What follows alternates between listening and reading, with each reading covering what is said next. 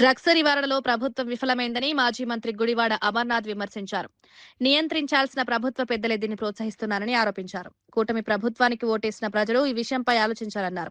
రాష్ట్రంలో డ్రగ్స్ సమస్య పెరుగుతోందని ఆందోళన వ్యక్తం చేశారు. యువత భవిష్యత్తు ప్రమాదంలో పడుతోందన్నారు. ప్రజలు కఠిన చర్యలు తీసుకోవాల్సిన అవసరం ఉందని సూచించారు. రాబోయే ఎన్నికల్లో ప్రజలు దీనికి సమాధానమిస్తారని పేర్కొన్నారు. డ్రగ్స్ పై పోరాటం కొనసాగిస్తామని స్పష్టం చేశారు. కనీసం నిస్సిగ్గుగా పార్లమెంట్లో కూడా అడుగుపెట్టి మళ్ళీ తిరిగి ప్రసంగాలు ఇచ్చేటువంటి పరిస్థితి వచ్చిందనంటే ఒకసారి ప్రజల్ని ఆలోచన చేయమని కోరుతా ఉన్నాం.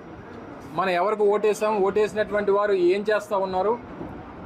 నిన్న మా అనకాపల్లి పార్లమెంట్ సభ్యుడు హైదరాబాదులో డైరెక్ట్గా ల్యాండ్ గ్రాబింగ్ ఆయనే సొంతంగా వచ్చి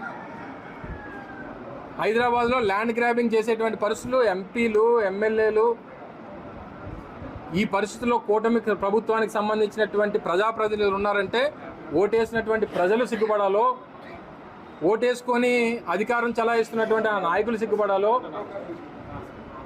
లేదా ఈ పరిస్థితి ఉన్నందుకు ఈ రాష్ట్ర ప్రజలు బాధపడాలో తెలియనటువంటి పరిస్థితిలో ఉన్నారు. తప్పకుండా వీటన్నిటికీ సమాధానం అనేటువంటిది ఎప్పుడు కూడా ఎన్నికల్లోనే దీనికి సమాధానం దొరుకుతుంది.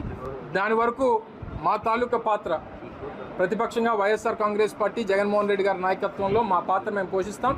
ప్రజలకి చైతన్యం కల్పిస్తాం. ఇటువంటి వారిని ఎందుకు ఎన్నుకున్నాము అనేటువంటి విధంగా ప్రజలు ఈ రోజుకే అధికారంలోకి వచ్చి 20 మాసాల్లోనే ఈ పరిస్థితిలో ప్రజలు అనుకుంటున్నటువంటి పరిస్థితులు రాష్ట్ర వ్యాప్తంగా చూస్తూ ఉన్నాం.